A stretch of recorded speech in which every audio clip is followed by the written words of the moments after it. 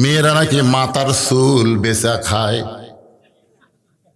আপনাকে রানীনগরে এক মাহফিল আমি শুনছি যে হুজুর এই রানীনগরের মেয়েরা মাথার চুল বেচে। হুজুর 1 কেজি চুলের দাম নাকি 10,000 টাকা। কথা সত্যি? আপনাকে এই গ্রামের মেয়েরা বেচা খায়?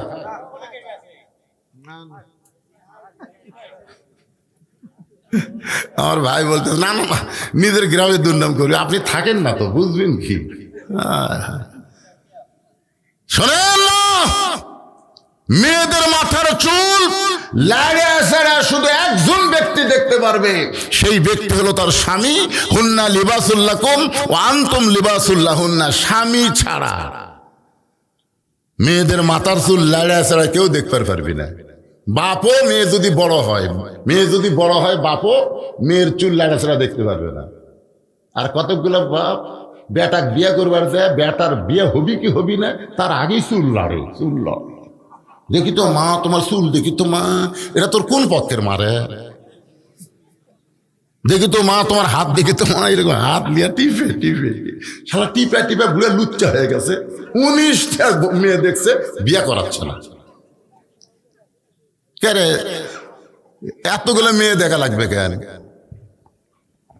আমার মায়েরা শোনেন, ভাই বোন যদি যুবতী হয়, ভাইও বোনের মাথার চুল লাড়তে পারবে না। শুধু একজনে মাথার চুল লাড়ে চেড়ে দেখতে পারে, সে হলো তার স্বামী। ধরে কোন সে কে? মেয়েরা দুনিয়াতে বিদায় নিয়ে গেলে পুরুষের চাইতে 2টা কাপড় বেশি দেওয়া লাগে। পুরুষের মতোই মেয়েদেরকে 3 কাপড় পরান লাগে, আর 2টা কাপড় 2 জায়গায় বান্ধা লাগে। একটা হলো মাথা বান, একটা হলো সিনা বান।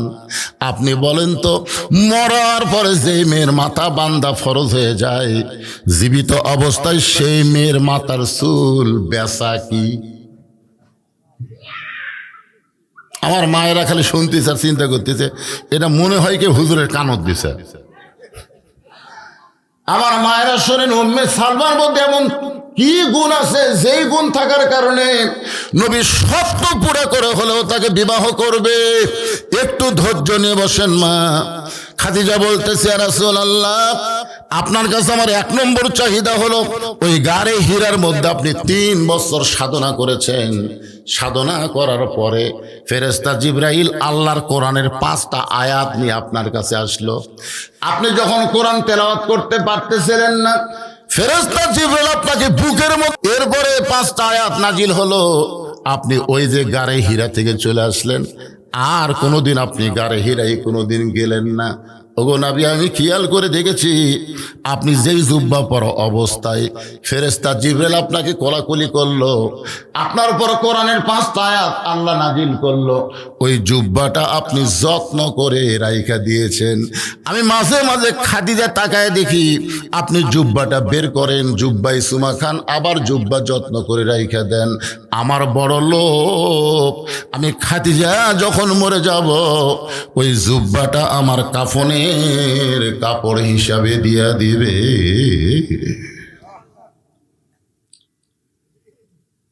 যেই মানুষটা জান্নাতের 1 নম্বর, আল্লাহ নবী বলেছেন পুরুষের 1 নম্বর জান্নাতি হলো আবু বকর, আর নারীদের মধ্যে 1 নম্বর জান্নাতি হলো খাদিজাতুল কুবরা।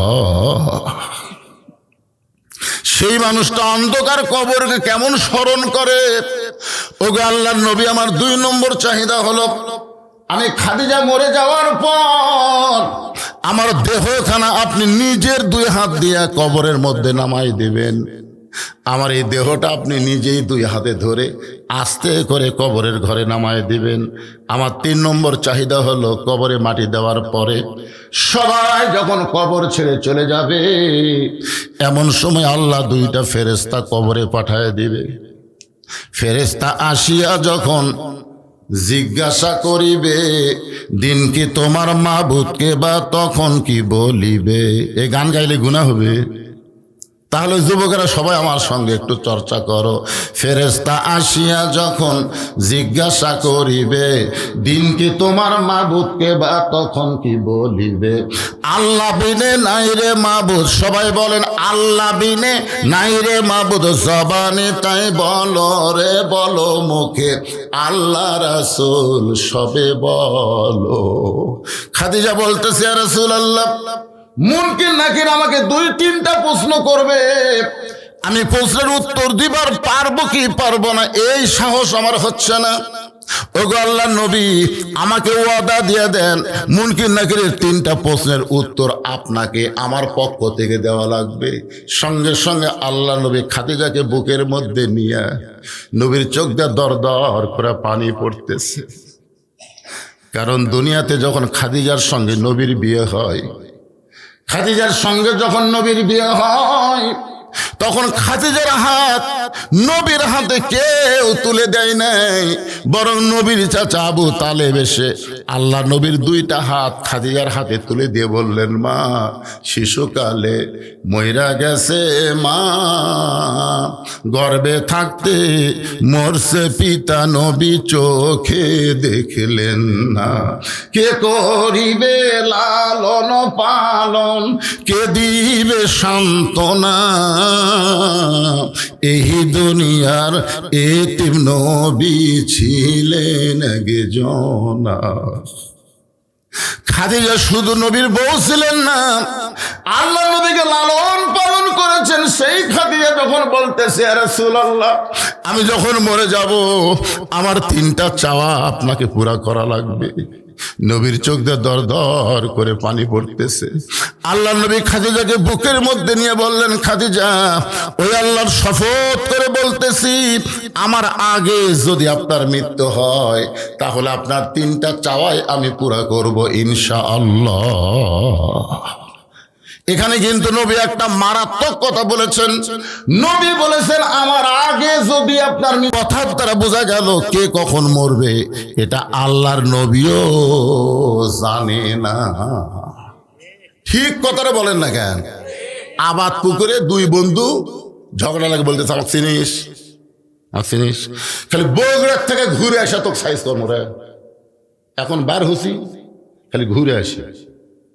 আপনারা বলেন তো, আবাদ পুকুর থেকে পালসার মোটরসাইকেল ওই বগুড়া যাচ্ছে, বগুড়া থেকে ঘুরে আসা সাইজ করবি, আর ঘুরে আসার টাইম আসা?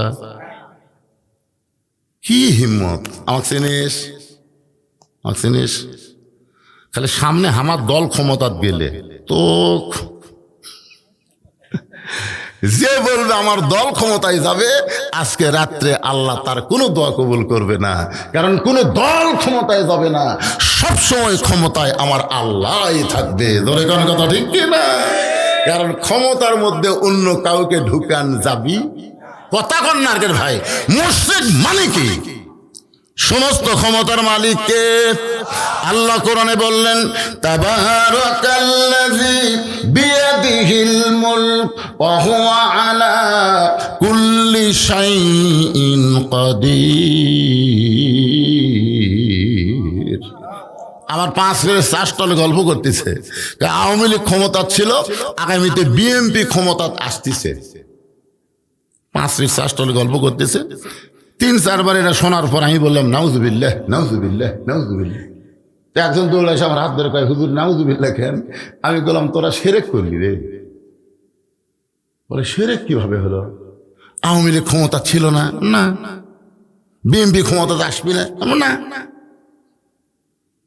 আমার 3-4 জন রাগ করে, তাহলে কোন দল আসবি? আমি বললাম, কোন দলই আসবি না। হুজুর কোনো দলে আসবি না, আর পাগলা। ক্ষমতার মালিক হচ্ছে আল্লাহ রে। আল্লাহ কাউকে ক্ষমতা দেয়, কিন্তু পুরাপুরি দেয় না, যার প্রমাণ হলো হাসিনা। জোরে কোন কথা ঠিক? কিভাবে আল্লাহ ধাবড়ালো দেখছেন?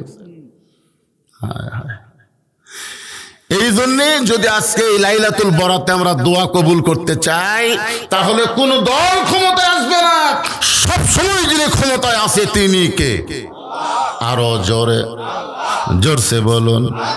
তাহলে হুমকি দিবেন, তাহলে আমার দল ক্ষমতা যাক, তোর দোকান তুলে দেব। এই হুমকি দেওয়া মাত্রই ওই মুশরিক। একটু মনোযোগ দিয়ে শুনবেন। এখানে যারা আইছে এখান থেকে বাড়ি যাওয়ার পর্যন্ত কোনো গ্যারান্টি নাই, এতটুকু বিশ্বাস আমরা করতে পারতেছি না। তাহলে অহংকারিকতা কোনোদিন জবান দিয়ে বের হওয়ার পারে? আল্লাহ নবী বলেন, খাদিজা আমার আগে যদি আপনার মৃত্যু হয় আপনার 3টা চাওয়াই আমি পুরা করব। মা খাদিজা দুনিয়া থেকে বিদায় নিলেন। যখন বিদায় নিল, আল্লাহ নবী খাদিজার লাশের কাছে বসে ছোট বাচ্চার মতন কাঁদলেন। এতই কান্দা, নবী কাঁদতেছেন। নবী নিষেধ করেছেন কেউ মারা গেলে কান্দা চলবে না, কিন্তু নবী আর নবী নাই। নবী একজন এতিম, নবী একজন স্বামী হয়ে বিবির লাশের কাছে কাঁদতেছে। নবী তাকায় দেখে বাহিরে খাদিজার পেট থেকে 4টা মেয়ে হয়েছে। সেই 4টা মেয়েও কাঁদতেছে। 3টা মেয়ের কান্নার শব্দ শোনা যায়।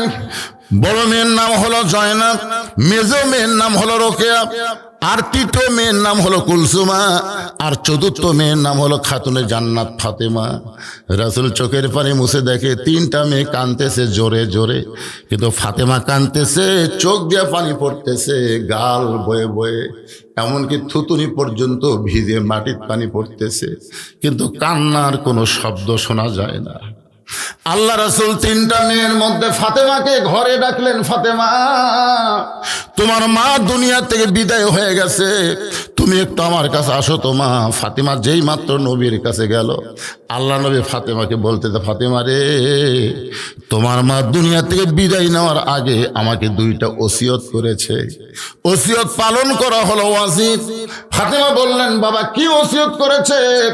আল্লাহ নবী বললেন, 1 নম্বর ওসিয়ত হলো তোমার মাকে তুমি একা একাই গোসল করান লাগবে, অন্য কেউ সঙ্গে রাখা যাবে না। ফাতেমা বলতেছেন, বাবা আমার আরো 3টা বোন আছে, ওদেরকে যদি সঙ্গে না নেই ওরা মন খারাপ করবে। আল্লাহ রাসূল বললেন, কে কি মন খারাপ করলো ওইটা কোনো ব্যাপার না, কারণ ওসিয়ত পালন করা হলো ওয়াজিব। 2 নম্বর ওসিয়ত হলো তোমার মাকে তুমি একা একাই কাফনের কাপড় পরায় দিবা, অন্য কাউকে সঙ্গে নেওয়া যাবে না। ফাতেমা বললেন, বাবা আমার মাকে কাফনের কাপড় পরানোর সময় আমার 3টা বোনকে কি সঙ্গে নেওয়া যাবে না? রাসূল বললেন, তোমার মা ওসিয়ত করেছে তুমি শুধু একা একাই গোসল করাবা, একা একাই কাফনের কাপড় পরাবা। এখান থেকে বোঝা গেল ওসিয়ত করা জায়েজ আছে না নাই? এ জোরে কানা আছে না নাই? আপনি ওসিয়ত করবেন মরার আগে, ওসিয়ত করবেন আমি মরে গেলে কোন বেনামাজি যেন আমার কবর খুঁড়তে না পারে, এইরকম ওসিয়ত করবেন। দরকার হলে 5 জন নামাজিকে আপনি হাদিয়া দিয়ে দিয়ে বলবেন, ভাই আমি যদি মরে যাই যতই কষ্ট হোক তোমরা আমার কবরটা খোঁড়ো, কারণ বেনামাজি কবর খুঁড়লে ওইটা কবর থাকে না, ওই কবরটা যেন জাহান্নাম হয়ে যায়। কারণ বেনামাজি মুসলমান না। জোরে কারণ বেনামাজি কি নয়? এ কথা বল না, কিন্তু বাপের কথা বলতেছি। বেনামাজি কি নয়? মুসলমান নয়। আমাদের এলাকায় দেখেছি কেউ মরে গেলে ওরাই 5 জন, গোটা এলাকার মধ্যে যত কবর খুঁড়বে ওরা 5 জন চুক্তি নিছে। কেউ মরে গেলে এসে কয় আমার বাপ মরছে, কয় আগে 5 প্যাকেট সিগারেট দে। 5 জনক 5 প্যাকেট সিগারেট দিছে। ওরা কোদাল টোদাল জ্বালিয়ে গোরস্থান গেছে, সিগারেট ধরে যায় যাই কবর দাগ দিয়ে দিচ্ছে, ওর মুখত একটা সিগারেট। যাই কবরে কোদাল মারতেছে, ওর মুখত একটা। যাই কবর সমান করতেছে ওই একটা। যাই মাটি টেনে তুলতেছে, ওর মুখতে একটা। যাই বসে থাকা গোয়েন্দারি করতেছে, এই কবর বেকা হচ্ছে ওই একটা। তা আপনারা বলেন 5টা সিগারেট যদি একটা গোরস্থানে একসাথে টানে, ওই জায়গাত কোনো ফেরেশতা থাকবে? কথা কয় না পারে। ফেরেশতারা কি দুর্গন্ধ সহ্য করা পারে? তো গোরস্থানে সব ফেরেশতা রাস্তার যা খাড়ায় আছে। আল্লাহ বলতে চাই, ফেরেশতাই গোরস্থান বাদ রাস্তার কেন? আল্লাহ যে হারে ভিড় টানতেছে, এই দুর্গন্ধ তো আমরা থাকতে পারতেছি না। এখন চিন্তা করেন, 5 প্যাকেট সিগারেট খাতে খাতে কবর খোঁড়া শেষ। কবর খোঁড়া শেষ আছে, কিন্তু কবরের এলাকার থেকে বিড়ির গন্ধ কি শেষ? কারণ যে লোক বিড়ি খায় আর কাপড়ও গন্ধায়। যে লোক বিড়ি খায় ওই যে ঘরত থাকে ও ঘরও গন্ধ, যে লোক বিড়ি খায় ওর বালুসও গন্ধ, খেতা গন্ধ, কম্বল গন্ধ। আর এখন 5 প্যাকেট সিগারেট খেয়ে কবর করেছে, ওই মাটির মধ্যে সিগারেটের পাশা পড়ে আছে, ওই কাঁচা মাটির মধ্যে ধোঁয়া ছেড়ে দিছে, তখন ওই মাটির কাঁচা মাটির মধ্যে গন্ধ আটকে লিছে। এখন কবরে মাটি দিয়ে সবাই যখন চলে গেছে, মুনকির নাকির তো এখন ঢুক পেরছায় খেলে বিড়ি বিড়ি গন্ধ। এখন আল্লাহর হুকুম ঢোকা লাগবি, আল্লাহর হুকুম কি ঢোকা লাগবি। ওরা দুইজন নাক ধরে ঢুকিছে, নাক ধরে ঢুকে ওর চুল ধরে টানে তুল, তখন বলতেছে ভাই আপনারা কারা ভাই? আমরা মুনকির। তুই মুনকির নাকি প্রশ্ন বাদ ধাপটা, এই শয়তান কোন বিড়ি খোর তোর কবর খুললো ক? দুনিয়ার একটা বাড়ি, যেই বাড়িতে থাকতে পারবি না, সেই বাড়ি যদি ভালো মিস্ত্রি দিয়ে তৈরি করে নেস, 2তলা 3তলা বাড়ি ভালো মিস্ত্রি না করলে বাড়ি ফাটন ধরবে। দুনিয়ার বাড়ি থাকা যাবে না, সেই বাড়ির জন্য ভালো মিস্ত্রি খুঁজিস, আর যেই কবরে 50,000 বছর থাকা লাগবে, সেই কবরের বাড়ি বানানোর জন্য তোর ভালো মিস্ত্রি জগৎ পড়েনি। কি এই জন্যে মরে গেলে যাই তাই যেন গোসল না করায়। কোন ব্যক্তি যখন মারা যাবে, মসজিদের মুয়াজ্জিনকে আপনারা 3,000 টাকা হাদিয়া দিবেন, 5,000 টাকা হাদিয়া দিবেন। হাদিয়া দিয়ে আপনার বাপকে আপনার দাদাকে গোসল করায় নেবেন, বা আপনিও মরার আগে মুয়াজ্জিন সাহেবকে হাদিয়া দিয়ে বলবেন, কারণ আপনাদের গ্রামে যত মানুষ আছে সমস্ত মানুষের চাইতে উত্তম মানুষ হলো মসজিদের মুয়াজ্জিন।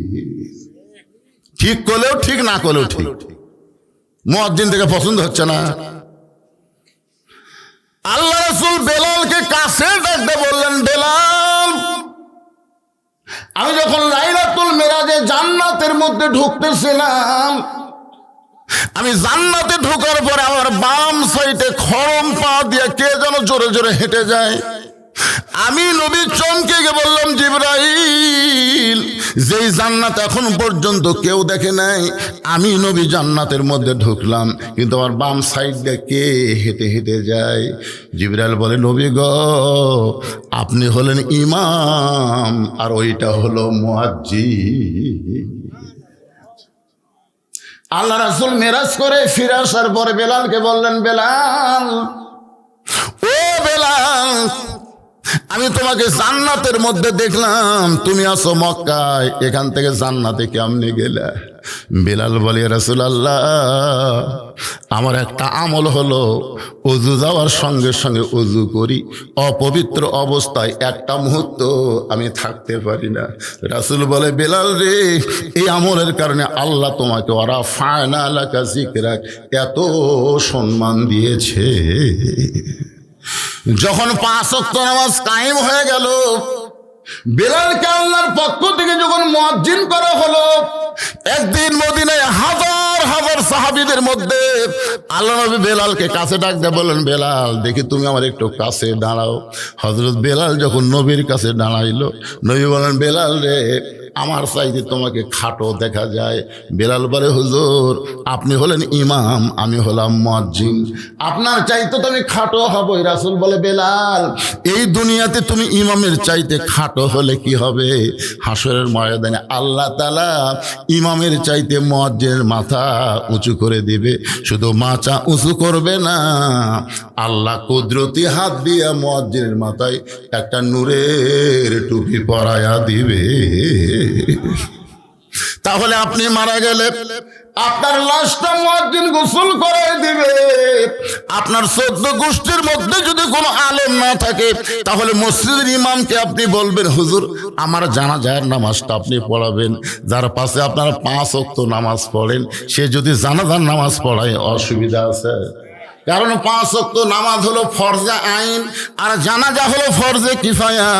মসজিদের ইমামকে দিয়ে আপনারা জানাজা করে নেবেন, মুয়াজ্জিনকে দিয়ে গোসল করায় নেবেন, আর যারা 5 ওয়াক্ত নামাজ পড়ে তাদের দ্বারা আপনারা কবর খোলা নেবেন। কোনো বিড়িওয়ালা বেনামাজি যেন চান্স, সবাই বলতেছে না, খালি মরিয়া দেখেন, বিড়িওয়ালারা কবর খুললে কি হবি, খালি মরিয়া দেখেন, না মরলে তো দেখতে পাবেন না। আমি আজকে লাইলাতুল বরাতে আপনাদেরকে সতর্ক করার জন্য বলে দিলাম। আল্লাহ রাসূল বলেন, ফাতেমা, তোমার মা ওসিয়ত করেছে, এখন তোমার মাকে তুমি গোসল করাবার যাও। নবীর কলিজার টুকরা ফাতেমা যাওয়ার সময় বলে, বাবা আমার মা আমার মধ্যে এমন কি দেখলো বাবা, যেটা দেখার পরে অন্য 3টা মেয়েকে ওসিয়ত না করে আমার ব্যাপারে ওসিয়ত করলো। আল্লাহ রাসূল বলে, ফাতেমা তাহলে তুমি যদি শুনতে চাও শোনো। একদিন গভীর রাত্রে আমি তাকায় দেখি তোমার মা খিলখিল করে হাসতেছে। আমি বললাম, খাদিজা আপনি কি পাগলি হয়ে গেলেন নাকি? আপনি এমন করে কেন হাসতেছেন? খাদিজা বলে, রাসূলুল্লাহ আমাদেরকে আল্লাহ একটা কন্যা সন্তান দিছে, আপনি কি তাকে চেনেন? আল্লাহর নবী বলেন, খাদিজা আমাদেরকে আল্লাহ 4টা কন্যা সন্তান দিছে। খাদিজা বলে, হুজুর অন্য 3টা মেয়ের কথা আমি বলতেছি না, আমাদেরকে আল্লাহ একটা মেয়ে সন্তান দিছে, আপনি কি তাকে চিনেন? রাসূল বলে, খাদিজা সেই মেয়েটার নাম কি? খাদিজা বললেন, হুজুর আমার কলিজার টুকরা ফাতেমা। আল্লাহ রাসূল বলেন, খাদিজা জয়নাব তোমার পেট থেকে হয়েছে, রোকেয়া তোমার পেট থেকে হয়েছে, কুলসুমা তোমার পেট থেকে হয়েছে, ফাতেমাও তোমার পেট থেকে হয়েছে। অন্য 3টা মেয়ের কথা না বলে তুমি ফাতেমার কথা কেন এমন করে বলতেছো? খাদিজা বলে, নবী গো আপনি হলেন বাবা, আপনি কিছুই বুঝবেন না। কোন সন্তান কেমন এইটা বাবা বলতে পারে না, এটা জানি তার মা। জোরে কান না সুবহানাল্লাহ। বাবা কেন বুঝতে পারে না? কারণ বাবা আনন্দে মাতিয়া, সাগরে ভাসাইয়া, আনন্দে মাতিয়া, বুঝতে পারতেছেন গানটা? বুঝতে পারতেছেন? বাবা আনন্দে মাতিয়া, এটার নাম হলো সাগরে ভাসাইয়া, সেই যে চইলা যায় খবর লয় না। মাজন ধরিয়া উদরে কতই কষ্ট করে, মাজন ধরিয়া উদরে কতই যতন করে, 10 মাস পরে পায় প্রসবের বেদনা। এমন দরদি ভবে কেউ হবে না আমার মা গো। এই যে সামনে রমজান মাস আসতেছে, আবাদ পুকুর কালো পর্দা দিয়ে ভিতরে কাম সারবি। আমাকে এক ছেলে কয়, হুজুর 11 মাস আমার খিদা কম, কিন্তু রোজার চাঁদ উঠলে এতই খিদা লাগে। কোন তো হুজুর কারণ কি? আমি বললাম, তোর মা বেঁচে আছে, এটা আছে তো মায়ের কাছে যা। তো আর মাও কেমনে জানবে? আরে পাগল তুই এমন কেন হলি, এটা আমি হুজুর জানি না, তো তোর মাও জানো। ওই যাই মা জিজ্ঞেস করছে, মা আমার 11 মাস খিদা কম, রোজার মাসে এত খিদা বেশি কেন? মা বলতেছে, এই সর্বনাশ করছে তোর দাদি। তুই যখন পেটের মধ্যে ছিলি রমজান মাসে, তোর দাদি আমাকে কইছে, বৌমা খবরদার এবার রোজা থাকতে পারবা না, রোজা থাকলে পেটের বাচ্চা শুকে যাবে। তাহলে তোর দাদির কথা মতো রোজা না থাকে আমিও খাসি, তুই পেটের মধ্যে খাসু রে। এই যে রোজার মাসে তোর পেটের মধ্যে খাওয়া শুরু হচ্ছে, তো বাইরে এসে তুই রোজা থাকতে পারবো? কি মনে করতেছেন? পেটে বাচ্চা নিয়ে মা যদি নামাজ পড়ে, রুকুর থেকে মা যখন সেজদায় যায়, পেটের মধ্যে বাচ্চা দোমড় খায়। 4 মাসের 5 মাসের বাচ্চা পেটের মধ্যে দোমড় খায়। ফেরেশতা বলে, আল্লাহ দেখো তোমার বান্দি নামাজ পড়তেছে, পেটের বাচ্চার কষ্ট হয় না। আল্লাহ বলে, তোরা সাক্ষী থাক, যেই মা পেটে বাচ্চা নিয়ে নামাজ পড়তেছে, মা শুধু একা নামাজ পড়তেছে না, পেটের বাচ্চাকেও নামাজি বানায়া দিচ্ছে। কি মনে করতেছে? এই যে ঘুরতেছে, খাড়া হয়ে আছে, এমনি এমনি জায়গা নেই হুজুর, জায়গা করবেন। আর এ বছর আসনা শেষ হতে আগামী বছর দাওয়াত দিতেছে, একই জায়গা করবি, জায়গা বাড়াবি না। এবছর 100 বরাত দিকে লোক কম, আগামী বছর আর 100 বরাত হবি না। আমার কান ধরে আমি তওবা করছি, এই 100 বরাত বুঝবো কি করে ভাই? 1 বছর আগে দাওয়াত দেয়। এটা যদি বাংলা ইংরেজি হয় তারিখ ঠিক হয়, কিন্তু আরবি তারিখ প্রতি বছর 10-11 দিন কম বেশি হয়। হয় কি হয় না? কেন হয় কি হয় না? অনেকে আমার ভাইকে বলছে যে হুজুরের আক্কেল নাই, হুজুর 100 বরাতের দিন দাওয়াত দিল। কে রে পাগলা, 1 বছর আগে দাওয়াত দিল, হুজুর কি করে আক্কেল পাবি রে? আজকে রাতে মাহফিল হয়ে কি খারাপ হচ্ছে? পবিত্র রাত, আপনারা বুঝতেছেন 2 শ্রেণীর মানুষকে আল্লাহ শুধু মাফ করবে না, তাছাড়া সব মানুষকে মুসলমান মুমিনকে আল্লাহ মাফ করবে। 1 নম্বর হলো যারা মুশরিক, 2 নম্বর যারা হলো গীবতখোর, যারা হিংসাকারী।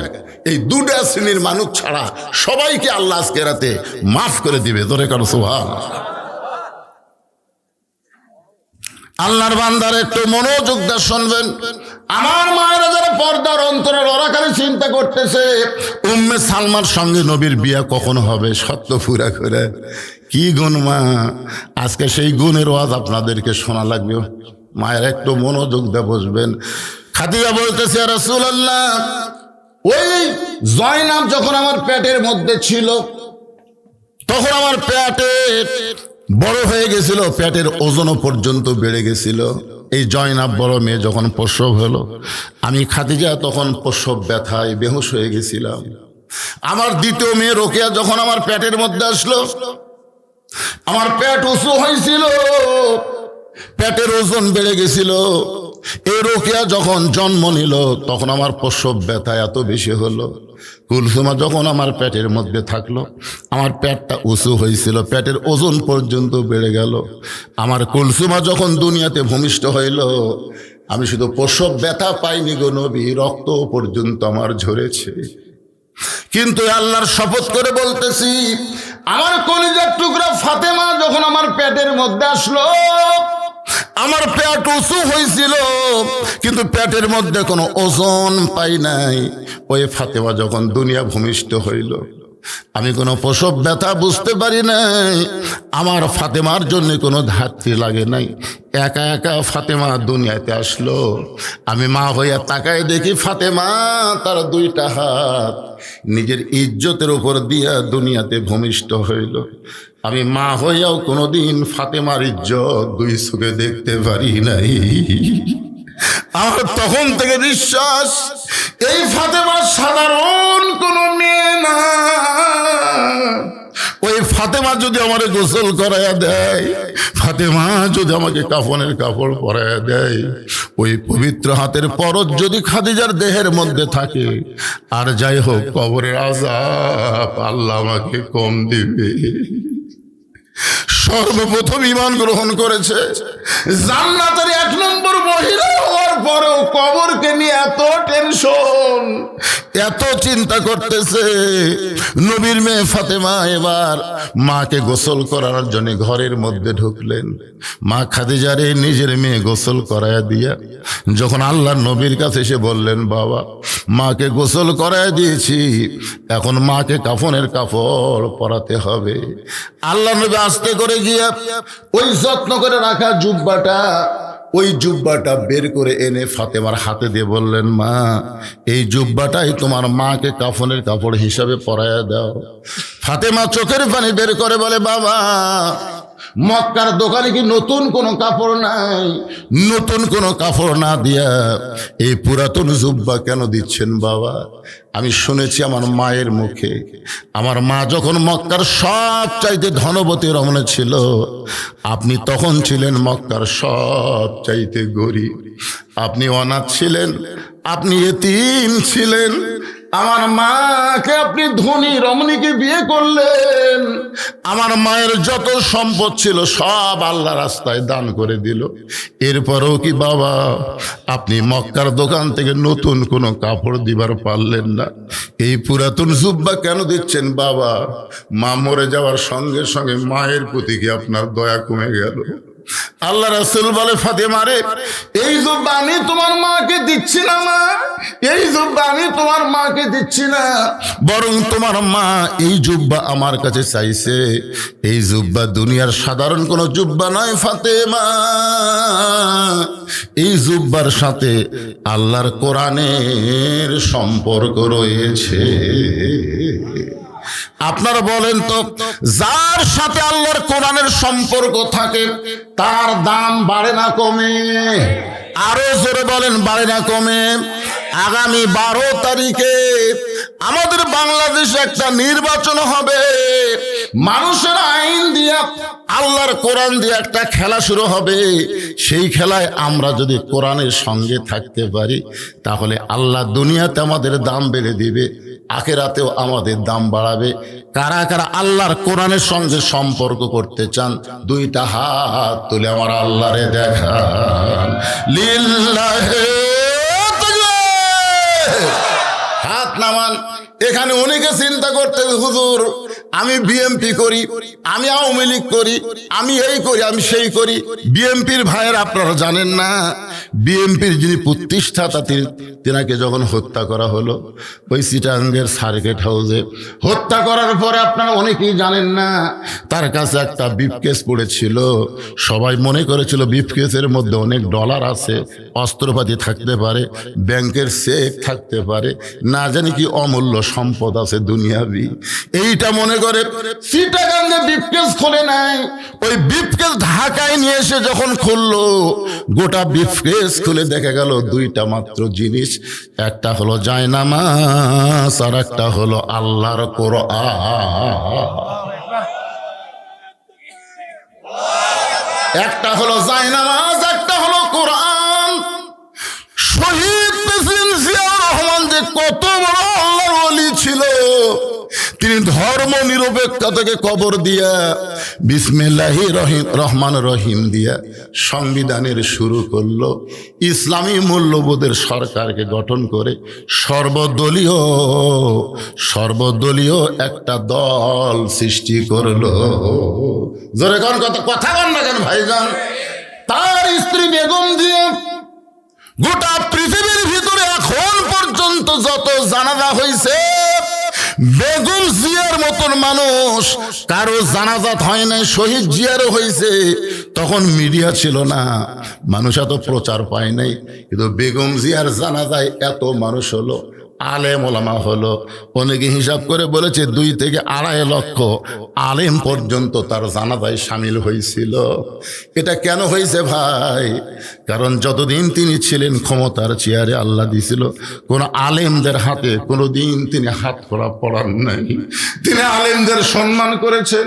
তাই বলবো বিএনপি করো আর যেই দলই করো, আমরা কোরআনের মাহফিলে এসেছি এই কোরআন শুধু ওয়াজ শোনার জন্য না, বাস্তবে আল্লাহর কোরআনকে আমরা গ্রহণ করতে চাই। জোরে বলেন কথা ঠিক কি না?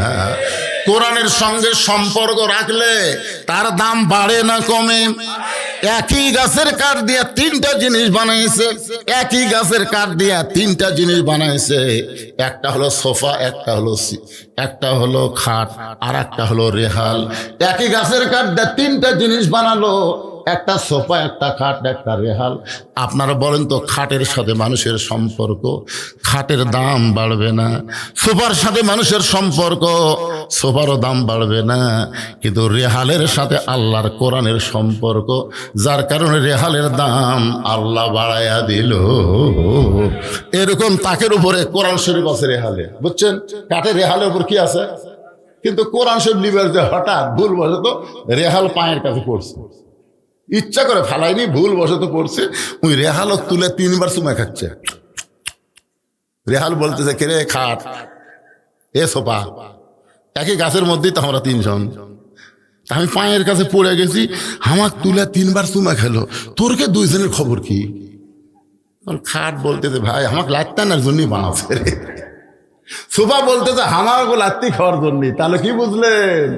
মানুষের সাথে সম্পর্ক রাখা যাবে না, মানুষের আইন মানা যাবে না, মানুষের সংবিধান গ্রহণ করা যাবে না, আল্লাহর কোরআনের সাথে সম্পর্ক রাখতে হবে। জোরে বলেন কথা ঠিক? মনে করেন না হুজুর একটা দলের ওয়াজ করতেছে, দলের কিরে, আমরা মুসলমান। কথা কন না কেন? আপনাকে এই যাত্রাপুর মসজিদে এই গ্রামে বিএনপি থাকতে পারে, আওয়ামী লীগ থাকতে পারে, জাতীয় পার্টি থাকতে পারে, জামাত থাকতে পারে, তাবলীগ থাকতে পারে না? কিন্তু মুয়াজ্জিন আজান দিলে যারা নামাজ পড়ে তারা কি আলাদা আলাদা মসজিদ খোঁজে না একই মসজিদে যায়? আমি তো নিজের চোখে দেখছি আওয়ামী লীগ, বিএনপি, জাতীয় পার্টি সবাই কাঁধের সাথে কাঁধ মিলে কাতার সোজা করতেছে। যদি ভুল বশত আওয়ামী লীগ 4 আঙ্গুল সামনে যায়, বিএনপি হাত ধরে টান দেয়। কি কাতার জিনিস না? আপনারা কোন তো কোনোদিন আওয়ামী লীগ রাগ করবে টান্ডুকেরা? এই জন্য মসজিদের মধ্যে গিয়ে সব দল ভাঙ্গা আমরা যদি এক কাতার হওয়ার পারি, আল্লাহর কোরআনের মাহফিলে এসে আমরা সব দল ভাঙ্গা এক দল হবার পারবো না ভাইজান? আবার কি ব্যাকা হয়ে শুনতেছেন নাকি? এতগুলো মরদ মানুষ কথা হয় না, খালি মেয়ে মানুষ শুনবার চলে চিল্লা উঠলো। আমাকে এলাকায় 2 দল মানুষ খুবই আস্তে কথা কয়। এক দল হলো মেয়ে মানুষ, জোরে কথা কইলে পর্দার খেলাপ হয়। আর এক দল হলো চোর, এই চোরেরা জোরে কথা কয় না, ধরা পড়ার ভয়। তা আমার সামনে কি মেয়ে মানুষ আছে? আমার সামনে কি চোর বসে আছে? তাহলে আসতে কোন খান? এবার একটা স্লোগান দেওয়া লাগবে, দেখি আপনারা কি রকম সাজে আসেন। গলা খাকারে দেন। আগে স্লোগান দেওয়ার আগে আয়াতটা তেলাওয়াত করবো, বুঝছেন? আয়াত ছাড়া আবার স্লোগান দিলে কেউ হুজুর এটা পালো কুটি। আয়াতটা হলো অনুনাজ্জিলু মিনাল কুরআনি মা হুয়া শিফাউ ওয়া রাহমাতুল লিল মুমিনিন।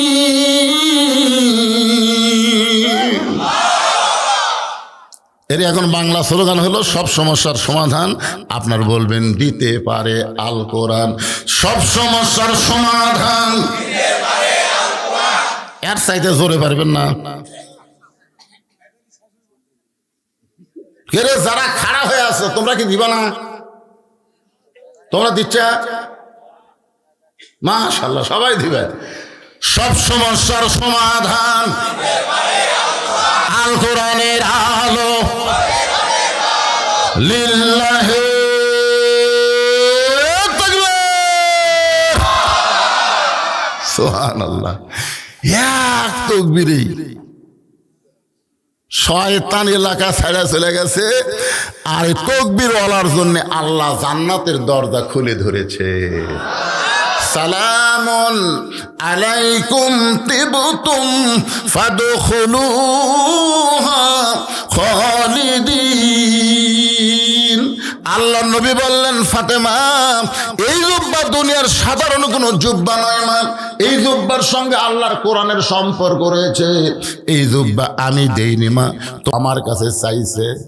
ফাতেমার সঙ্গে সঙ্গে জুব্বাখানা নিয়ে, এই জুব্বাখানা নিয়ে সামনে সামনে হাঁটতেছে, আর আল্লাহর নবী পিছনে পিছনে হাঁটতেছে। আল্লাহ কোরআনে বলেছেন, আমার নবী যখন রাস্তা চলবে তখন নবীর সামনে কেউ যাবার পারবে না। আমার নবী যখন কথা বলবে, নবীর কথা শেষ না হলে কেউ নবীর মুখের উপর কথা বলতে পারবে? কথা কয় না কেন? এটা আমার কথা না, আল্লাহর কোরআনের কথা। তাহলে ফাতেমার সামনে সামনে, আল্লাহ নবী পিছনে পিছনে হাঁটতেছে। ফাতেমা এই জুব্বা নিয়ে খাদিজার ঘরে ঢোকার জন্য সামনে সামনে, আর নবী পিছনে পিছনে হাঁটতেছে। এখানে কি আল্লাহ নবী ইচ্ছা করে কোরআনের আইনকে অমান্য করলো নাকি? যে মেয়েরে সামনে দিয়া নবী পিছনে পিছনে হাঁটার কারণ হলো, একদিন হাজারো সাহাবীর মধ্যে আল্লাহ রাসূল বললেন, তখন হাসান আর হোসাইন নবীর দুই ধারে বসেছিল। নবীর সবসময় দুই ধারে যে দুইটা নাতি বসে থাকতো তাদের নাম কি? হাসান হোসেন দুই ধারে বসে আছে। এমন সময় আল্লাহ নবী সাহাবীদের বলতেছে, রে আমার সাহাবীরা, আমার বড় মেয়ের নাম হলো জয়নাব, আমার মেজো মেয়ের নাম হলো রোকেয়া, আমার ছোট মেয়ের নাম হলো কুলসুমা। রে সাহাবীরা, আমার বড় মেয়ের নাম হলো জয়নাব, আমার মেজো মেয়ের নাম হলো রোকেয়া, আমার ছোট মেয়ের নাম হলো কুলসুমা।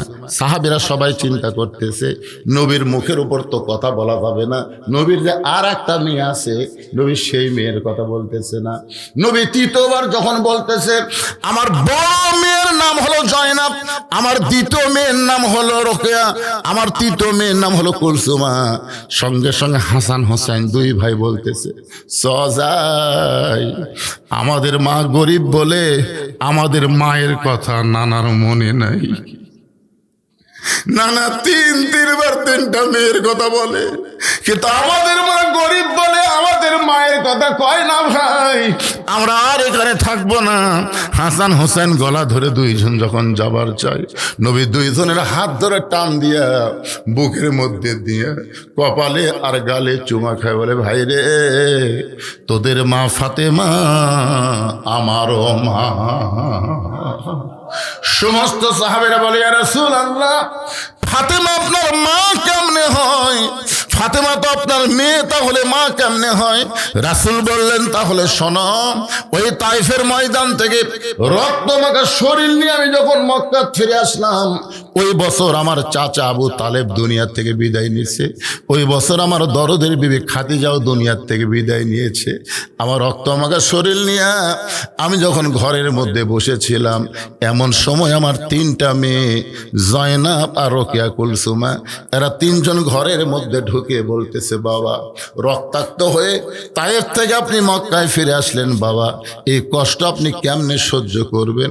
আমরা নিষেধ করেছিলাম তায়েফে যাবেন না, এরপরও তায়েফে গেলেন, তায়েফের মানুষ ভালো না বাবা, এত পাথর মারলেই কষ্ট কেমনে সহ্য করবেন? রাসূল বলেন, সাহাবীরা রে, এভাবে কথা বলে তিনটা মেয়ে যখন আমার ঘর থেকে বের হয়ে যায়, এমন সময় সবচাইতে ছোট মেয়ে কলিজার টুকরা ফাতেমা ঘরের মধ্যে ঢুকি দরজা বন্ধ করে দেয়। যেই দরজা বন্ধ করে চাই বললাম, ফাতেমা তুমি কেন দরজা বন্ধ করলা? ফাতেমা বলে, বাবা মুসা নবীর জন্য আল্লাহ সাগরকে রাস্তা বানায় দেয়, ইব্রাহিম নবীর জন্য আল্লাহ নমরুদের আগুনকে শান্তির বাগান বানায় দেয়, আর আমার বাবার জন্য আল্লাহ তাইফের পাথর তুলা বানাবার পারে না। ও বাবা, আমি মায়ের মুখে শুনেছি আপনি যখন মায়ের পেটে ছিলেন তখন আপনার বাবা মারা গেছে, আপনার যখন 6 বছর বয়স তখন আপনার মা মারা গেছে। বাবা আমি মনে করেছিলাম আল্লাহ আপনাকে দেখবার পারে, কিন্তু আজকে দেখতেছি আপনি তো আপনার কাজে যাননি বাবা, আপনি তো আল্লাহর কলেমার দাওয়াত নিয়ে তায়েফে গেলেন। তাহলে আল্লাহর কাজ করতে গিয়ে আল্লাহ আরামে বসে আছে, আর আমার বাবার দেহ রক্তাক্ত হয়ে গেছে, আমার কলিজা দিয়ে রক্ত ঝরতেছে। রাসূল বলে, সাহাবীরা রে, ফাতেমা যখন বলতেছে আমার কলিজা দিয়ে রক্ত ঝরতেছে, হঠাৎ ঘর থেকে পাগলির মতন বের হয়ে যায়। আমি তাকাই দেখি উঠানি উনানি পানি গরম করে জয়তুনের তেল গরম করতেছে, ঘরের মধ্যে আবার ঢুকে দরজা বন্ধ করে এক টানে আমার মাথা উরাতের মধ্যে নিয়ে আমার গায়ে রক্ত মাখা জুব্বা খুলে যত জায়গায় তায়েফবাসী পাথর মারছে, সাহাবীরা রে শোনো, ওই গরম পানির মধ্যে নরম কাপড় চুবড়ায়া চুবড়ায়া আমার গোটা দেহ পরিষ্কার করে দিয়া ওই নরম আঙ্গুলের মধ্যে জয়তুনের গরম তেল যখন মালিশ করে দেয়, আমি নবী আর নবী নেই, ফাতেমার উরাতকে বালিশ বানায় কখন যেন ঘুমায় গেছি। ওই ঘুমের ঘরে আমি স্বপ্নে দেখি আমার মা আমিনা আমার শিওরের পাশে দাঁড়ায় আছে। এত বছর পরে মা আমিনাকে দেখে আমি বললাম, মা আইসেন যখন আর আপনাকে যাইতে দিব না। আমি স্বপ্নকে বাস্তব মনে করে যখন আমার মায়ের হাতটা চাইপা ধরেছি, এমন সময় ফাতেমা আমার কপালে চুমা খায়। ওই ফাতেমার চোখের লোনা পানি আমার চোখের মধ্যে ঢুকে ঘুমটা ভেঙে যায়। আমি বললাম, ফাতেমা তুই সব সময় কেন কাঁদতেছিস? ফাতেমা বলে, বাবা আমি কান্দি না, আপনি আমাকে কান্দান। আপনি স্বপ্নে মা হাতটা চাইপা ধরছেন বাবা, এখন পর্যন্ত আমার হাতটা চেপে ধরে আছেন। রাসূল বলে, ফাতেমা রে, স্বপ্নে যদি মা বলে তোর হাতটা চাইপা ধরি মা, তাহলে তুই শুধু আমার মেয়ে না, তুই শুধু আমার মেয়ে না, তোর ভিতরে লুকিয়ে আছে আমার মা আমিনা। শুধুমাত্র মায়ের সম্মান করে ফাতেমারে সামনে সামনে আল্লাহ নবী পিছনে পিছনে হাঁটতেছে। খাদিজার ঘরের মধ্যে ফাতেমা জুব্বা নিয়ে যেই মাত্র ঢুকলো, সঙ্গে সঙ্গে আল্লাহর নবী দরজা বন্ধ করে দিয়েছে। নবী যখন দরজা বন্ধ করে দিল, ওই জুব্বাখানা ফাতেমা খাদিজাকে পরানোর পরে যেই মাত্র দরজা খোলে, নবী তাকায় দেখে ফাতেমা মুস্কি মুস্কি হাসতেছে। ফাতেমার মুখের হাসি দেখে আল্লাহ নবী চমকে গিয়ে বললেন, ফাতেমা কানতে কানতে জুব্বা কাফন পরানোর জন্য মায়ের ঘরে ঢুকলি মা, কিন্তু হাসতে হাসতে তুই কেন দরজা খুললি? ফাতেমা বলতেছে, বাবা কানতে কানতে কেন ঢুকলাম আপনি জানেন, হাসতে হাসতে কেন বের হলাম আপনি জানেন। আল্লাহ রাসূল বলে, ফাতেমা কানতে কানতে তুই ঢুকলি আমি জানি, কারণ মেয়ে তার মাকে কাফনের কাপড় পরাবে, অবশ্যই কানবে, কিন্তু হাসতে হাসতে দরজা খুললি মা, এটা আমি নবীও জানি না। ফাতেমা বলল, বললেন, বাবা আমি মনে করেছিলাম আপনি বাহিরেও জানেন ভিতরেও জানেন। রাসূল বলে, ফাতেমা তুই কেন হাসতে হাসতে দরজা খুললি? আমি নবী জানি না। ফাতেমা বলতেছে, বাবা আপনি কি জানবার চান? নবী বলতেছে, অবশ্যই জানতে চাই। আমার কলিজার টুকরা ফাতেমা হাসতে হাসতে কেন দরজা খুললো জানতে চাই। ফাতেমা বললেন, তাহলে আপনি বসেন। আমি হাসতে হাসতে কেন দরজা খুললাম আমি মেয়ে হইয়া বাবাকে জানাবার চাই। দরে কর সুবহানাল্লাহ। সঙ্গে সঙ্গে আল্লাহ নবী বসে গেলেন। ফাতেমা কি কারণে হাসতে হাসতে দরজা খুললেন? আল্লাহর নবী দেয়, ব্যবসার মধ্যে বরকত দেয়, হায়াতের মধ্যে বরকত দেয়। সকলে বলে আল্লাহুম্মা আমিন। এখানে এমন কোন আল্লাহর বান্দা আছেন যে হুজুর আগামী বছর এই সালে সব মাহফিল হবে, তার জন্য আমি 1 বস্তা চাউল দেবো? 1 বস্তা চাউল দেওয়ার একটা লোক হাত তোলেন যে হুজুর এই সালে সব মাহফিলে আমি 1 বস্তা চাউল দেব, আমি 2 বস্তা চাউল দেব। বস্তা 2 রকম আছে, একটা 25 কেজি, একটা 50 কেজি। আপনাকে উল্লেখ করে দেওয়া লাগবে 25টা দিলেন না 50 কেজিটা দিলেন। হ্যাঁ, কে 25 কেজি দিবে? নাম কি? ওই কে রে? এই গ্রামের লোক মরছে কে রে? লিল্লাহ আজিজুল ইসলাম দামুয়া থেকে এসে 25 কেজির 1 বস্তা ধরে বলেন মারহাবা লিল্লাহ তাকবীর। আপনাকে যাত্রা চাচা নবী বসে আছে, চাচা নবী বসে আছে, এখন ওটাই চলবে না তো? হায় হায় কি কথা কয় চাচা, আজকে লাইলাতুল বরাতের রাত একটু কষ্ট করে বসে থাকেন, নবী যেটি বসে আছে।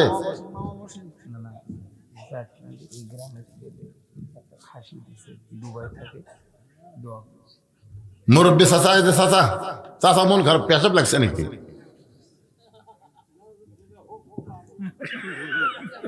আল্লাহ আমার এই বাপজান চাচার সমস্ত রূপ এই কোরআনকে মহব্বত করার জন্য যেন আল্লাহ ভালো করে দেয়। জোরে কান আমিন। আল্লাহ কোরআনকে নাজিল করেছে মুমিনদের যাবতীয় রোগের শেফা এবং রহমত স্বরূপ। দুবাই থাকে, নাম কি? এই খাসি কে দিল? দুবাই প্রবাসী জাকির হোসেন এই গ্রামের সন্তান ইসালে সাহাবে একটা খাসি, জোরে বলেন মারহাবা। খাসির একটা দামের পরিমাণ বললে ভালো হতো রে। কোন খাসি দিয়ে আসবি? ল্যাট প্যাটা খাসি দিলে কাম হবে না ভাই। 10 টাকা, এইবার বোঝা গেল মোটামুটি 10 থেকে 12,000 টাকার একটা খাসি। কি খুশি না বেজার? হ্যাঁ, মান্নান বন তৈরির আব্দুল মান্নান 500 টাকা দান করবে। আল্লাহ মান্নানের দানকে আল্লাহ দিয়ে দিছে। সেটা আমার হাতত দেওয়া লাগবে রে পাগলা, এটি দেওয়া লাগবে না, টেস্ট ফাঁকা হয়ে আসবে। যারা নগদ দিবার পারবেন না আগামী বছর মাহফিলের আগ দিয়ে দিবেন, এরকম লোকেরাও বাকি লেখা দিবেন। কাগজ কলম আছে ভাইজানেরা, কাগজ কলম। আচ্ছা ঠিক আছে। এই যে আব্দুল মান্নানের 500 টাকা পাওয়া গেল। যাদের বাপ মা কবরে গেছে, যাদের বাপ মা কবরে গেছে, আজকে লাইলাতুল বরাতে বাপ মার কবরকে জান্নাত বানানোর জন্য এই মাহফিল একটা কোরআন শরীফ বাবদ, একটা কোরআন শরীফ বাবদ 500 টাকা দান করবেন। একটা কোরআন দান করার সওয়াব আল্লাহ আপনার বাপ মার কবরে দিয়ে দিবে। পৃথিবীর শ্রেষ্ঠ দান কোরআন বাবদ দান। কোরআন শরীফ বাবদ 500 টাকা দিবেন লগদ। এই কোরআন শরীফ কিন্তু বাকি বিক্রি হবে না, এটা লগদে আসেন আল্লাহর বান্দা যাদের বাপ মা কবরে গেছে। মাশাআল্লাহ মাশাআল্লাহ, বাপ মা মারা গেছে, 2 জনে মারা গেছে। আরে কি ছেলে মানুষ, 2 জন বাপ মা 2 জনে মারা গেছে। বাপ মার রুহের মাগফিরাতে কোরআন শরীফ বাবদ 500 টাকা দান করেছে। আল্লাহ বাপ মার কবরকে জান্নাতের টুকরা বানায় দেন। জোরে বলে আমিন। লগদ গুলা লেখার দরকার নাই, লগদ লেখার দরকার নাই, খালি বাকি গুলো আপনারা লিখবেন। এই নগদ দেওয়ার 500 টাকার লোক নাই, একটা কোরআন শরীফ দান করার সব আল্লাহ আপনার বাপ মা দাদা দাদির কবর দিবে। লাইলাতুল বরাত ফজিলতের রাত দান করবেন, কত সব হবে জানেন? মাশাআল্লাহ। কি নাম বাপ জানেন? তুমি না চাউল দিলে?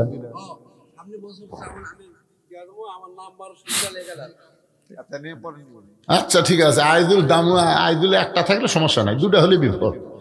এই জন্য আইজুলের বাপের নামটা লিখলেই ভালো হবে। দেখছেন খালি চাউল দেয়নি রে, বাপ মারা গেছে, বাবার রুহের মাগফিরাতে কোরআন শরীফ বাবদ 500 টাকা দান করেছে। আল্লাহ দানকে কবুল করেন, বাবার কবরকে জান্নাতের টুকরা বানায় দেন। আল্লাহুম্মা আমিন। আপনার চেতেন না কেন ভাইরে? ওঠেন না কেন? 10 কেজি তেল দিবেন, 1 বস্তা চাল দিবেন, দামুয়ার লোক চাল দিল, আর যাত্রাপুর লোক কি মরছে? দেখে যে যাত্রাপুরের কারা কারা আছে, হাত তোলেন তো দেখে। যাত্রাপুর কে? এই গ্রামের যাত্রাপুরের একটাও গুনে হাত তোল না কেন? আচ্ছা, হাত নামান, বোঝা যায় না, আমার চোখত আমি ধরা পড়েনি, অনুবীক্ষণ যন্ত্রতে দেখা লাগবে, তাছাড়া বোঝা যাচ্ছে না। আচ্ছা, যাত্রাপুর বাদ দিয়ে কারা কারা আছেন তারা হাত তোলেন তো দেখে। সব লোক বাহিরে রে বা, লেখা লাগবে না, লগত দিচ্ছে তাই কারণে আকবর আত্রাই থাকাচ্ছে রে আপনার বিয়ে। মাশাআল্লাহ, তো বিয়ে যদি দেয় আপনি কি দিলেন? দেন, বিয়ে দিছে, বিয়ে ছোট, ওটা কি বেটার দিক দেয় না বেটির দিক দেয়? আপনাকে পর্ব পরে। আচ্ছা,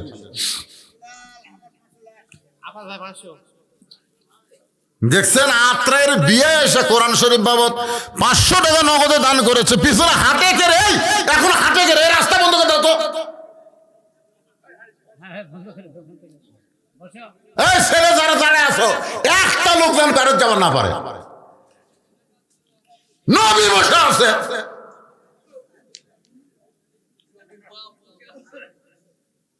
কি কথা রে বারে? আল্লাহ নবী বসে আছে, ফাতেমা হাসতে হাসতে দরজা খুললো কেন? শোনার জন্য। আর আপনার নবীর উম্মত হয়ে কি বেদব হলো? আজকে রাতের দিকে খেয়াল করবেন না, এই রাত কি সাধারণ রাত? ভাইজান একটু খুশি খুশি বলেন ভাই। নগদ যদি না পারেন, বাকি 1000 2000 কারা কার দিবেন একটু লিখে দেন তো। 10 কেজি তেল দেওয়ার কোনো লোক নাই যে হুজুর আগামী বছর হিসাবে সব আমি 10 কেজি তেল দেবো? একটা লোক হাত তোলেন। কোন সাইটে দেবা? নাম কি ময়না? নাম কি কো?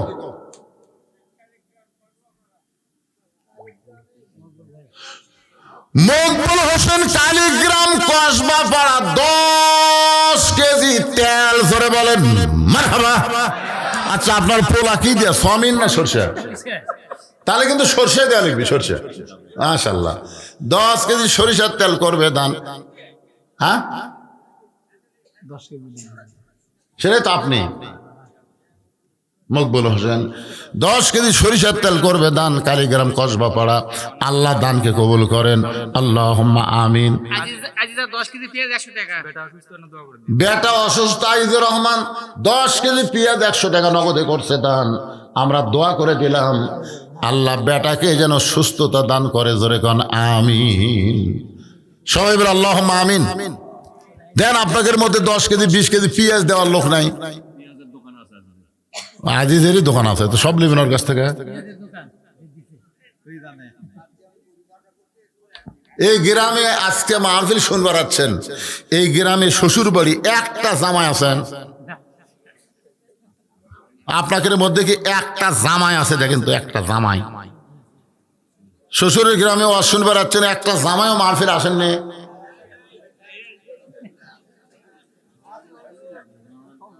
সবই জামাই। এই একটা জামাই, একটু জামাই হাত তোলেন, দোয়া করে দেব হযরত আলী রাদিয়াল্লাহু সঙ্গে যারা আল্লাহ তাকে জান্নাত দেয়। তুমি এই দেখেন তো, নাম কি ময়না? নাইমুল, রাহিমুল। এই গ্রামের জামাই, এই রাহিমুলের স্ত্রী। দেখেন আপনার স্বামী কেমন দেখছেন? আর শ্বশুর শাশুড়ি চিন্তা করেন, একটা জামাই পাবেন। সামনে কাতারে বসে 1000 টাকা দান করলো, আল্লাহ দানকে কবুল করে নবীর জামাই আলী রাদিয়াল্লাহর সঙ্গে তাকে জান্নাত দিও। ধরে কোন আমিন। 2 নম্বর কোন জামাই আছেন? একটু 2 নম্বরে কোন জামাই আছেন? আগামী বছর মাহফিল হবে, আর সেই মাহফিলে টাকা দিবেন, তাই আপনারা ধরফর করতেছেন। ওটা কোন গ্রামের? কি দিবি বাবা? আপনি কি দিলেন? নাজমুল কি দিলেন?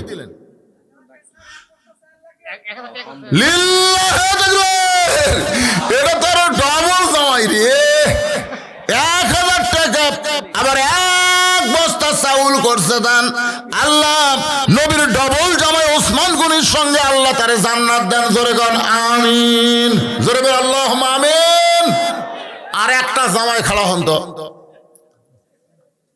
না না, যারা শুনতেছে তারা কি মনে করতেছে, কে রে উমুকের জামাই দেয়, উমুকের জামাই দেয়, আমাকে জামাই বসতে কি করে রে?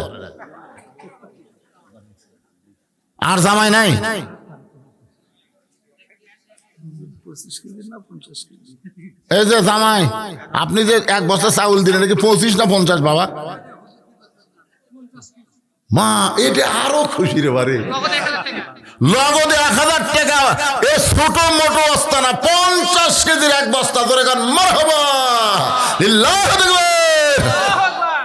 তোমার শ্বশুরের নাম কও। সাজ্জাদ। বাসে আসা না মরে গেছে? সাজ্জাদ। কি শ্বশুর জামাই পাশে রে। 50 কেজির 1 বস্তা চাল নগদে 1000 টাকা দান করেছে। আল্লাহ দানকে কবুল করেন। আর বাদ বাকি শ্বশুরের জামাই যারা বসে আছে, আপনারা কান্দেন, খালি কান্দেন। আমাকে বললো জামাই তাহলে খাওয়া, খাবার আছে, মেলা খাবার আছে, সবাই খাবার আছে। পেঁয়াজ 20 কেজি, কাবিল যাত্রাপুর মিস্ত্রির ছেলে। পাবেল যাত্রাপুর মিস্ত্রির ছেলে 20 কেজি পেঁয়াজ করবে দান। আল্লাহ পাবেলের দানকে আল্লাহ কবুল করেন। আল্লাহ নেক নিয়ত নেকাশা করেন। জোরে কান আমিন। এই যাত্রাপুরের লোকেরা একটু, আপনারা একটু সাহস দেন। গ্রামের লোকেরা যদি না দেয়, বেড়ার লোকেরা দিবার চায়, ভাইজান আপনারা গ্রামের লোকেরা একটু বলেন।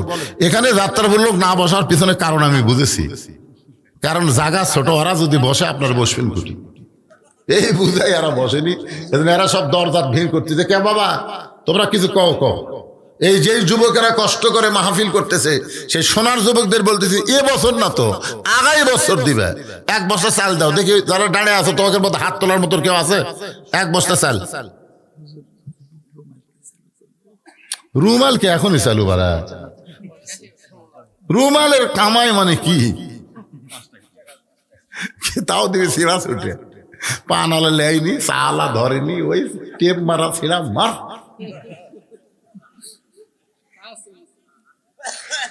আল্লাহ কোরআনে বলেছেন যে মানুষ এরকম ফাঁকি দিবে। সেদিন আল্লাহ বলেছে লাল তানালুল বিররা হাত্তা তুনফিকু মিম্মা তুহিব্বুন। তোমার পকেটে যে কয়টা টাকা আছে না, তার মধ্যে যেই টাকা তুমি বেশি মহব্বত করো ওটা তুমি দাও। এখন যদি 100 টাকা লোড থাকে, 500 টাকা লোড থাকে, 200 টাকা লোড থাকে, আপনি কোনটা 3টার মধ্যে কোনটার উপর মহব্বত বেশি? কথা কয় না। ওই 500 দিলে আল্লাহ কবুল করবি, 500 সাইড করে তুই 100 দেন, আল্লাহকে আমার টাকাও পড়েনি, তোর টাকার দরকার আমার। কারণ আমাদের কাছে যা কিছু আছে সব কে দিছে? আরো জোরে বলেন। আবাদ পুকুর এলাকায় প্রথম যখন আমি ওয়াজ করতে আসতেছিলাম, আপনাকে অনেকের মনে আছে অনেকের মনে নাই, একটা ভাঙ্গা মোটর সাইকেল দিয়ে ভাই, তখন তো রাতে বেলা যাওয়ার পারতেছিলাম না, সকালবেলা আমি যাচ্ছিলাম। তবে দাওয়াত দেওয়ার আগে সত্য দিচ্ছিলাম, সকালে আমার মোটর সাইকেল চালু হয় না, কমপক্ষে 200-300 গজ ঠেলা লাগবে, ঠেলা পারিস তো দাওয়াত।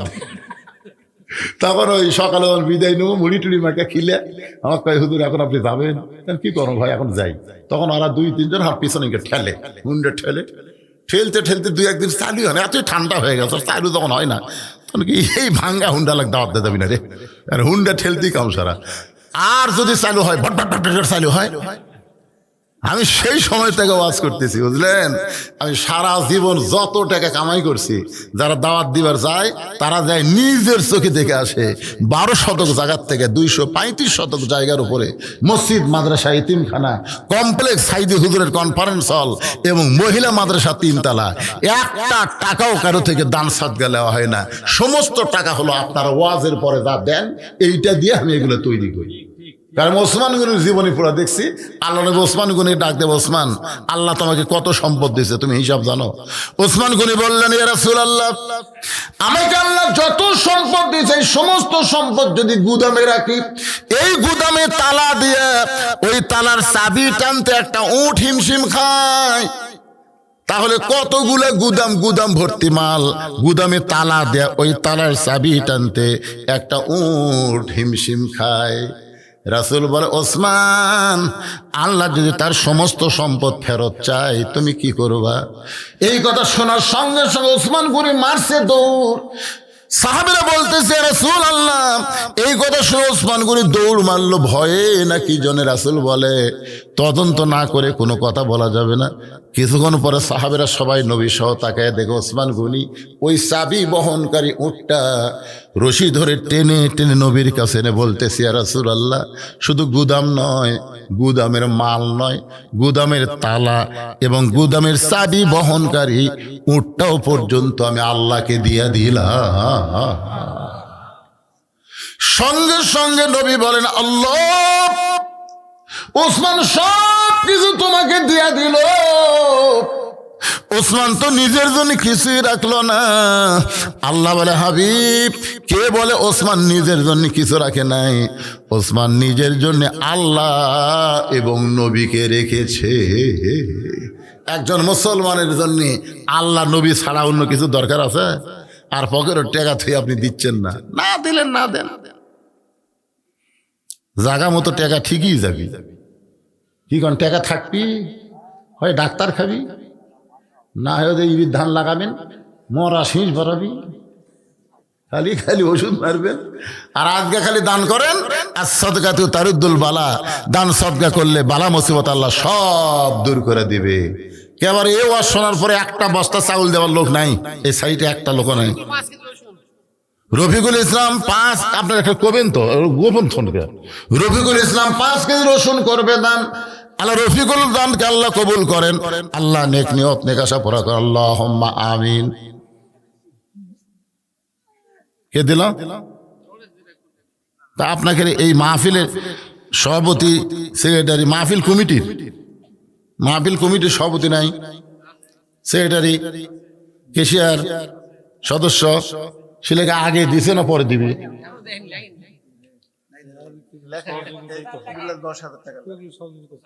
তো তাহলে চাওয়ার দরকার কি?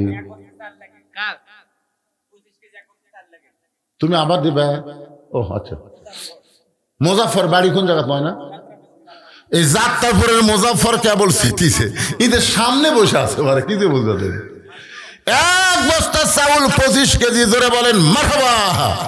হ্যাঁ, তো আমার ভাই বলতেছে এই যাদের নাম বললাম, সভাপতি, সেক্রেটারি, কেশিয়ার, সদস্য, এনাকের সাহায্যই তো হয়। তো এনারা দিয়েই যদি হয়, তাহলে বাইরের লোকের থেকে টাকা চাওয়ার দরকার কি? পারবেন না আপনারা প্রতি বছর বাপ মায়ের রোহের মাগফিরাতের জন্য একটা ইসালে সব মাহফিল করতে? আপনারা পারবেন না? এই গ্রামে বহু ইঞ্জিনিয়ার, বহু ধনী লোক আছে, ইচ্ছা করলে কিছুই না ভাই জান। এই গ্রামে কোনো প্রবাসী নাই, এই গ্রামে কোনো প্রবাসী নাই। একটা প্রবাসীর বাপ ভাই চেতে রাখে, এরা বাইরে কি কষ্টে আছে, খালি দান করেন, দোয়া করে দেব আল্লাহ এই লাইলাতুল বরাতের রজনীর ওসিলায় প্রবাসী যারা আছে তাদের শরীর কেলে যেন ভালো রাখে, কামায় যেন আল্লাহ বেশি বেশি বরকত দিয়ে দেয়। কি কোন আজকে দোয়া আল্লাহ কবুল করবে না? হ্যাঁ,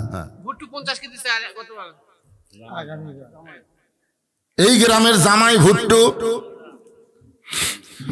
এ বাবা ভুট্টু, তোমার ভালো নাম কি ময়না? ভুট্টু করে ডাকে। এই গ্রামের জামাই ভুট্টু মিয়া 50 কেজি চালের একটা বস্তা, জোরে বলেন মারহাবা। হ্যাঁ, এখন এই মাহফিল কমিটির ছেলেদেরকে বলবো, তোমরা ব্যাগ এখন ভিতর যাও, যাও, 10 টাকা, 20 টাকা, 50 টাকা, 100 টাকা, যিনি যা পারবে আল্লাহর হস্তে দান করবেন। দানকারী গো পিতা মাতা, সুখে রাইকো কবরে, নূরের টুপি পরা ইয়া উঠাবেন রোজ হাসরে।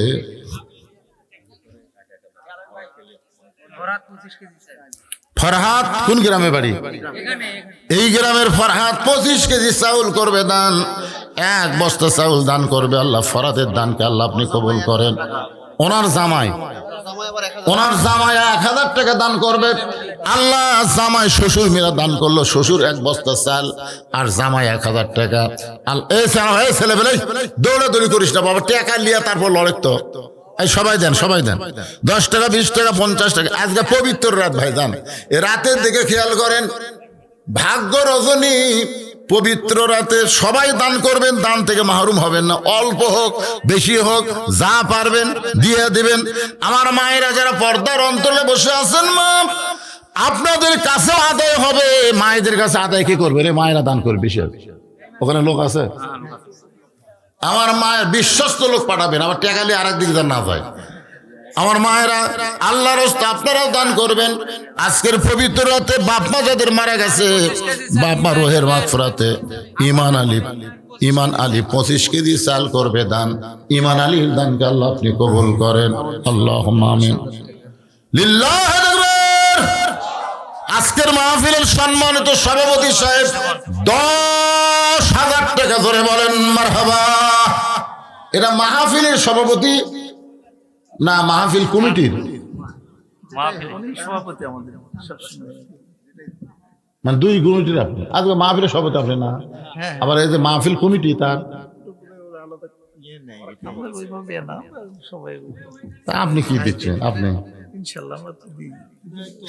সভাপতিটা আমার ভাতিজা বাদল 5,000। আপনার ভাতিজা বাদল, জি কয়টা মশলা 1,000 টাকা দিবেন। মশলা একটা কেমন 1,000 টাকা ওনার বাড়ি তো বিদেশি করছে। ও আপনার ছেলে বিদেশে আছে? কোন দেশে আছে বাবা? আল্লাহ আপনার ছেলেকে ভালো রাখুক, কামাই বরকত দেখ। বাবা 1,000 টাকার মশলা দান করলো, আল্লাহ দানকে কবুল করেন। জোরে কোন আমিন।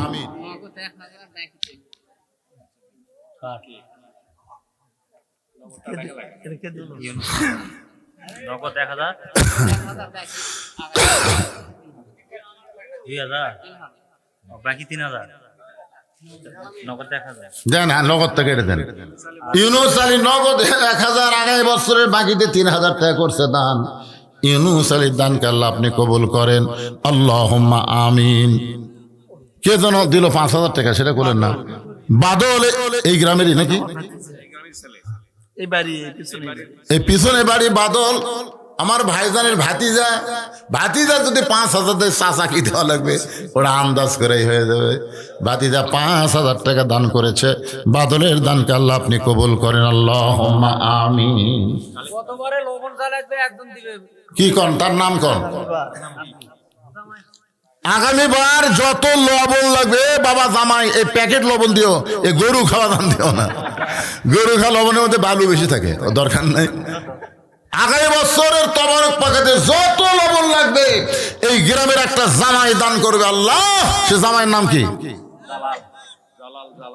জালাল। জামাইয়ের দানকে আল্লাহ আপনি কবুল করেন। আল্লাহুম্মা আমিন। আগামী বছর যত হলুদ লাগবে, হলুদ দেওয়ার একটা লোক নাই যে হুজুর তবারক পাকাতে যা হলুদ লাগবে আমি সব দিয়ে দেবো। একটা লোক দাঁড়ান, হলুদ। হাত তুলবার চা তোলে না, তোলে না।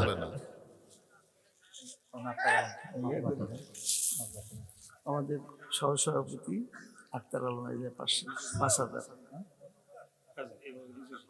বিলাল বিশেষ অতিথি যারা কাছাকাছি আছে, ওনার নামটা কি? আক্তার আলম। আক্তার আলম আজকের মাহফিলের সম্মানিত বিশেষ অতিথি সাহেব 5,000 টাকা ধরে বলেন মারহাবা। কেন হলুদ দেওয়ার একটা লোক নাই? কে জানালেন? কি নাম বাবা?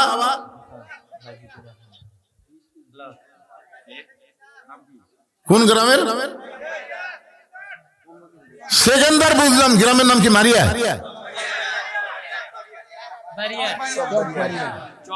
চকবাড়িয়ার সেকেন্দার। যত হলুদ লাগবে সব হলুদ দান করবে, আল্লাহ তার দানকে কবুল করেন। আগামী বছরে যত মরিচ লাগবে কাঁচা শুকনা একজন দেন। আগামী বছরে যত মরিচ লাগবে একজন বলেন। আল্লাহর একজন বান্দা বলেন। বরকত দেওয়ার মালিক আল্লাহ, বরকতের আতাস। যাত্রাপুরের মাহবুবুর রহমান 10 কেজি আদা করবে দান। আল্লাহ মাহবুবের দানকে আল্লাহ আপনি কবুল করেন। আল্লাহুম্মা আমিন।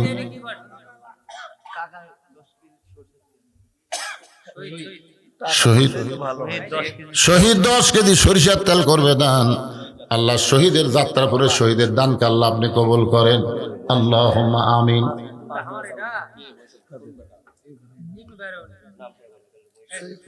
দুলাল, ও দুলাল, যারা কাছাকাছি আছে এদের নাম বলে গেল। ইউনুসের নাম বলো। এতক্ষণ ধরে আদায় করা যাবে না তো, ইউনুস শামসুল, তাড়াতাড়ি নাম বলে ফেলো। এত লম্বা আদায় করা যাবে? টাইম নষ্ট হবে। হ্যাঁ, ইউনুসের নাম বলে। যারা দিবেন খামাখা দেরি করতেছেন কেন? এই ছেলে রে, এই যুবকেরা দান করে না, খালি মোবাইলের নেট কিনে। একটা ছেলেও দান করে না। আজকে পবিত্র রজনী রে পাগল, সমস্ত বিপদ আপদ মুসিবত থেকে আল্লাহ যেন সবাইকে হেফাজত করে। জোরে কারণ আমিন।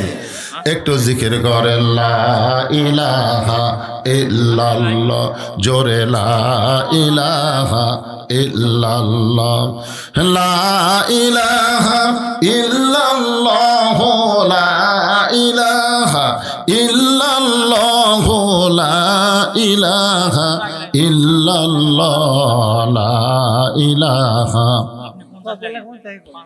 লা ইলাহা ইল্লাল্লাহ মুহাম্মাদুর রাসূলুল্লাহ। ইউনুস আলী শামসুল আলম সরকার 5,000, ইউনুস 5,000। শামসুল আলম সরকার 5,000, ইউনুস 5,000 টাকা দান করেছে। আল্লাহ দানকে কবুল করেন, আল্লাহুম্মা আমিন। রশিদ আছে, আব্দুর রশিদ আছে, আশপাশে আছে। আচ্ছা ঠিক আছে, এগুলো সব আপনার লেখেন।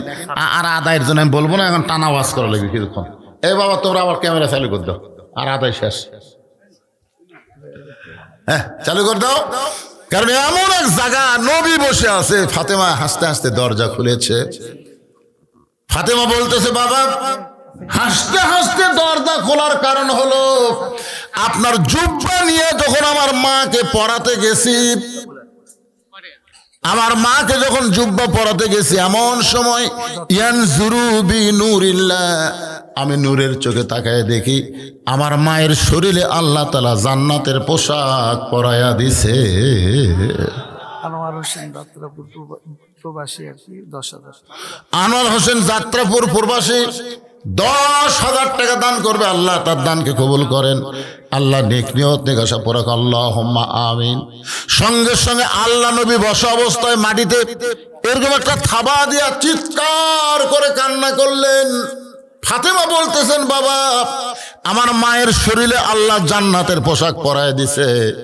এইটা শোনার পরে আপনি এমন করে কেন কাঁদতেছেন? রাসূল বলে, ফাতেমা এই কান্না কোনো কষ্টের কান্না নয়, এই কান্না হলো আমার জীবনের আনন্দের কান্না।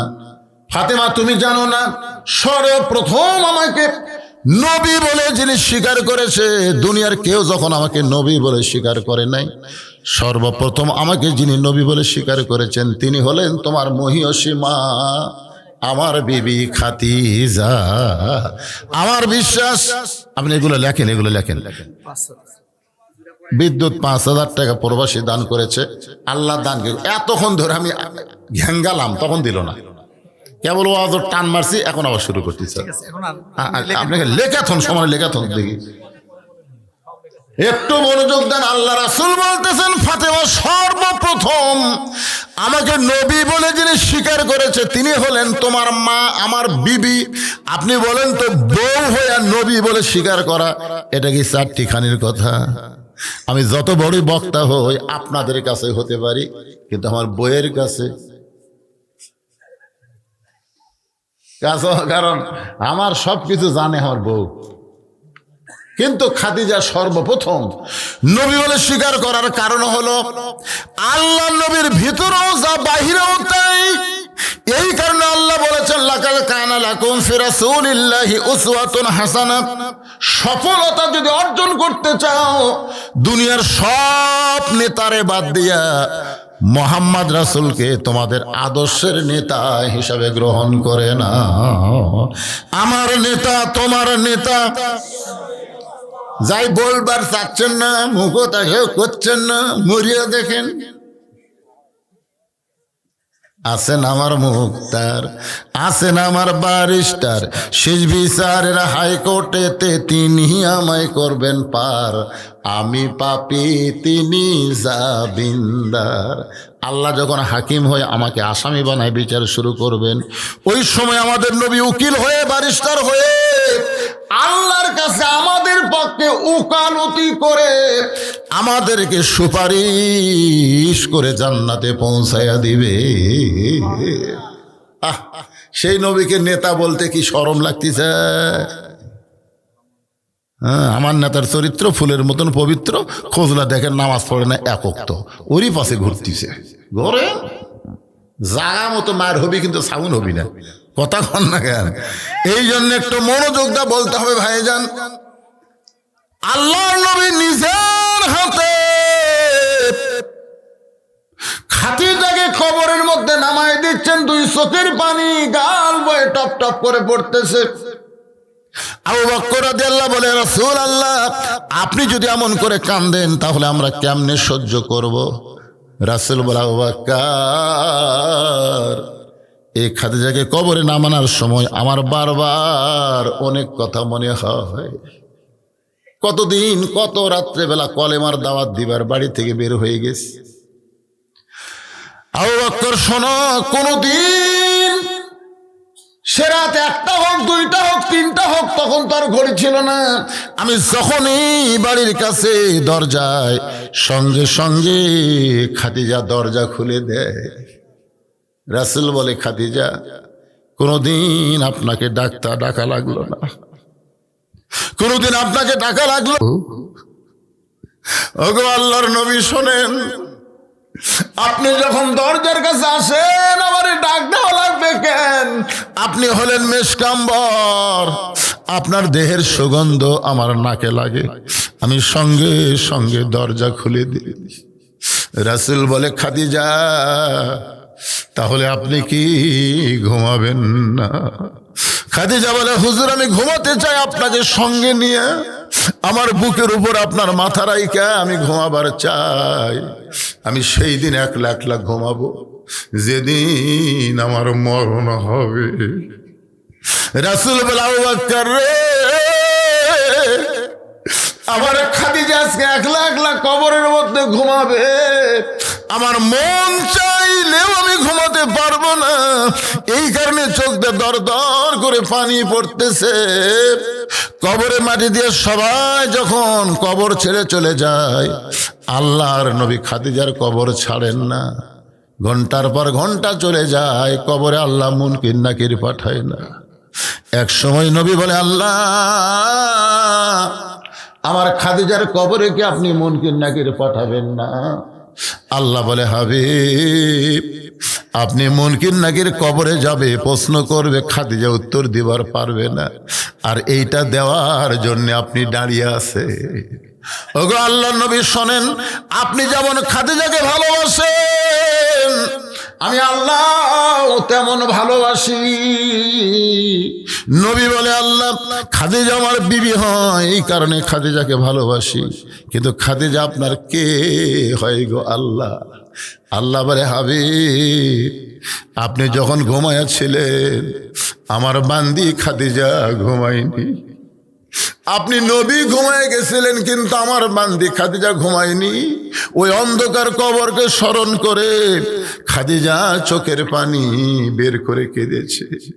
কবরে আসার আগে যারা কবরকে স্মরণ করে কান্দে, আর কবরের পাথেয় জোগাড় করে যারা কবরের মধ্যে আসে, তাদের কবরে মুনকির নাকির যায় না, আমি আল্লাহ তাদের পক্ষে উত্তর দিয়া দে। কিন্তু যেদিন ডাক পড়িবে, কিন্তু যেদিন ডাক পড়িবে কবর মাঝে যাইতে, জোগাড় কিছু করছো বন্ধু তার মাঝে বিছাইতে। বাবা যে কোনো সময় আমাদের মৃত্যু হবে। আজকে লাইলাতুল বরাতে আমরা আল্লাহর কাছে ওয়াদা করি, আর কয়েকদিন পর রমজান মাস আসতেছে। আল্লাহ রাসূল রজবের চাঁদ ওঠার সঙ্গে সঙ্গে বলতেন, আল্লাহুম্মা বারিক লানা ফি রজব ওয়া শাবান ওয়া বাল্লিগনা রমাদান। আমাদের রজব শেষ হয়ে গেল, শাবানের লাইলাতুল বরাত আজকে চলতেছে, আর কয়েকদিন পর রমজান মাস আসবে। আল্লাহ আজকে পবিত্র রাতে তোমার কাছে দোয়া করি, রমজান পর্যন্ত আমাদের হায়াতকে তুমি বাড়ায়া দাও। আল্লাহ রমজানের রহমত, রমজানের মাগফিরাত, রমজানের রাজাত আমাদেরকে দান করো। এই কোরআন নাজিলের মাস রমজান মাস, শুধু কোরআনের ওয়াজ শুনবো না, কোরআন মোতাবেক যেন আমরা চলতে পারি, এমন একটা ঈমানি শক্তি আল্লাহ আমাদেরকে দান করে দাও। উম্মে সালমা বলতেছে, ইয়া রাসূলুল্লাহ আমার 3টা শর্তের মধ্যে 1 নম্বর শর্ত হলো আপনি যে আমাকে বিয়ে করবেন, আপনি বিয়ে করার পরে আমি আপনার বউ হব, কিন্তু আল্লাহ নবী শোনেন আমার স্বামী আবু সালামা একজন আপনার সাহাবী। আবু সালমা যে আপনার সাহাবী ছিল, আল্লাহ কোরআনে বলেছেন রাদিয়াল্লাহু আনহুম ওয়ারাদু আন জালিকা লিমান খাশিয়া রাব্বা। নবীর সাহাবী যারা বিনা হিসাবে জান্নাতি তারা।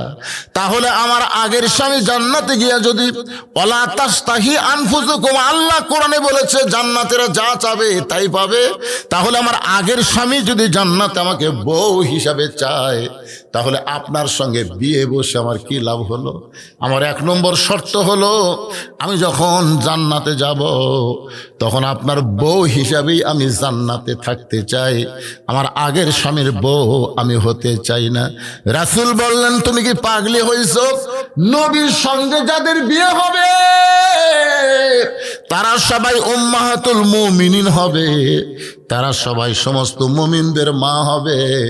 অন্য কেউ তাদেরকে বিয়ে করা তো দূরের কথা, চিন্তা করারও সাহস কোনোদিন করতে পারবে না। উম্মে সালমা রে, তোমার 2 নম্বর শর্ত কি? উম্মে সালমা বলে ইয়া রাসূলুল্লাহ, আমার 2 নম্বর শর্ত হলো আমার আপনার সঙ্গে বিয়ে হওয়ার পরে আমার মাঝে মধ্যে হয়তো আগের স্বামীর কথা মনে হতে পারে।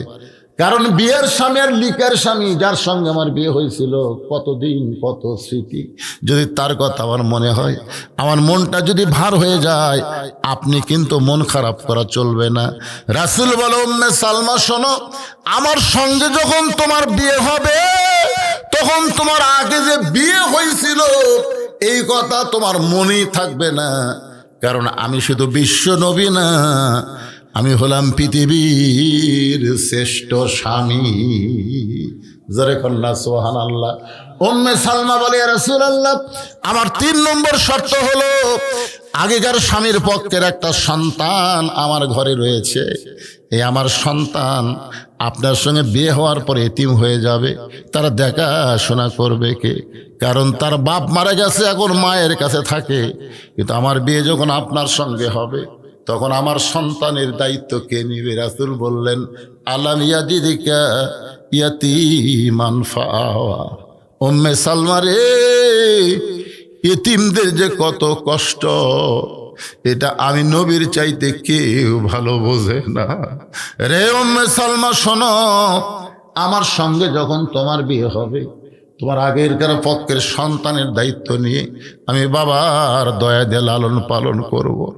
উম্মে সালমা বলে ইয়া রাসূলুল্লাহ, তাহলে আমার আপনার সঙ্গে বিয়ে বসতে আমার আর কোনো আপত্তি নাই। উম্মে সালমার সঙ্গে নবীর বিয়ে হবে, কিন্তু আমাদের প্রশ্ন হলো উম্মে সালমার মধ্যে এমন কি গুণ আছে যে গুণের কারণে নবী তাকে বিয়ে করতে বাধ্য হয়ে গেল? উম্মে সালমার ভিতরে গুণটা কিছু না, গুণটা হলো উম্মে সালমার স্বামীর। যখন আল্লাহ নবী মক্কা থেকে মদিনায় হিজরত করতেছিল তখন উম্মে সালমার স্বামী বলে ইয়া রাসূলুল্লাহ, আমি আপনার সঙ্গে মদিনায় যাবার চাই। আল্লাহ রাসূল বললেন তোমার বউ তোমার সন্তান ধনী ঘরে লালন পালন হচ্ছে, তোমার বউকে তোমার শ্বশুর শাশুড়ি যাবার দেবে না। এখন তুমি একা আমার সঙ্গে মদিনায় গেলে তোমার কি বউ সন্তানের কথা মনে হবে না? সাহাবী কান্দার বলে নবী গো, এই কলিজা ছিঁড়ে যদি আপনাকে দেখাতে পারতাম তাহলে দেখতে পারতেন আমার কলিজার মধ্যে লা ইলাহা ইল্লাল্লাহ মুহাম্মদ রাসূলুল্লাহ ছাড়ার কারো জায়গা নাই।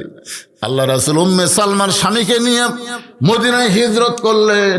মদিনায় হিজরত করার পরে মদিনার আবহাওয়া তার সহ্য হয় নাই, এক সময় অসুস্থ হয়ে পড়ে গেল। অসুস্থ অবস্থায় নবীকে বলতেছি ইয়া রাসূলুল্লাহ, আমার বউ সন্তান রয়েছে মক্কায়, আমি মদিনায় অসুস্থ হয়ে গেলাম, হয়তো একদিন আমার বউ সন্তান মক্কা থেকে মদিনায় আসবে, আসার পরে যদি দেখে আমি দুনিয়া থেকে বিদায় হয়ে গেছি, ওগো নবী আমার যে অবস্থা আমি মনে হয় আর বাঁচব না।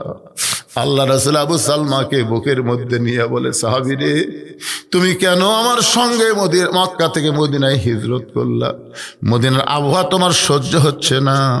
বলে হুজুর মরে যাওয়ার আগে আপনাকে একটা অনুরোধ করব, আপনি কি আমার অনুরোধ রাখবেন? রাসূল বলে বলো কি তোমার অনুরোধ? বলে আমার বউ উম্মে সালমা আমার সন্তান যখন মদিনায় আসবে আমাকে ওয়াদা দেন আমার বউকে আপনি নিজের বিবির মর্যাদা দিবে। উম্মে সালমাকে রাসূল বলতেছে, রে উম্মে সালমা, তোমাকে বিয়ে করার জন্য আমি পাগল হইনি রে, কিন্তু তোমার মৃত স্বামীর কাছে আমি ওয়াদাবদ্ধ হয়েছিলাম, এই কারণেই তোমাকে আমার বিবি হিসাবে সম্মান দিয়ে দিলাম। বাজান, আজকের লাইলাতুল বরাতে রজনীর দিকে খেয়াল করে আমরা কবর, হাসর, মিজান, নানা ধরনের আমলের কথা শুনলাম।